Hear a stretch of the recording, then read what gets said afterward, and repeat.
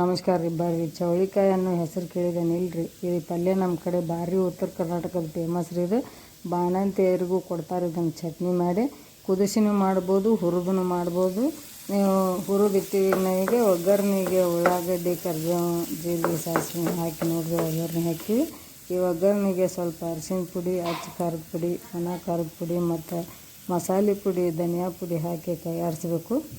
ಕೈಯಾಡಿಸಿದ ಮೇಲೆ ಏನು ಮಾಡಿರಿ, ಟೊಮೆಟೊ ಹಾಕಿರಿ. ಟೊಮೆಟೊ ಹಾಕಿ ಒಂದು 2 ಸೆಕೆಂಡ್ ಕುದ್ಮೇಲೆ ಅದಕ್ಕೆ ನೀರು ಹಾಕಿರಿ.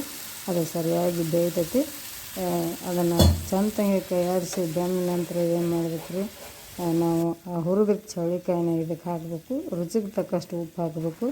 ಚೌಳಿಕಾಯಿ ಹಾಕಿ ಎಲ್ಲ ಕೈಯಾಡಿಸಿದ ಮೇಲೆ ನೀವು ಇದಕ್ಕೆ ಬೇಕಂದ್ರೆ ಹುಣಸೆಹಣ್ಣು ಹಾಕ್ಕೋಬೇಕು, ಬೆಲ್ಲನೂ ಹಾಕ್ಬೋದು, ಶೇಂಗಾ ಪೌಡರ್ನೂ ಹಾಕ್ಬೋದು ರೀ. ನೀವು ಬೇಡಪ್ಪ ಶೇಂಗಾ ಪೌಡರ್ ಅಂದರೆ ಕರಿ ಎಳ್ಳಿನ ಪುಡಿನೂ ಹಾಕ್ಬೋದು ನೋಡಿರಿ.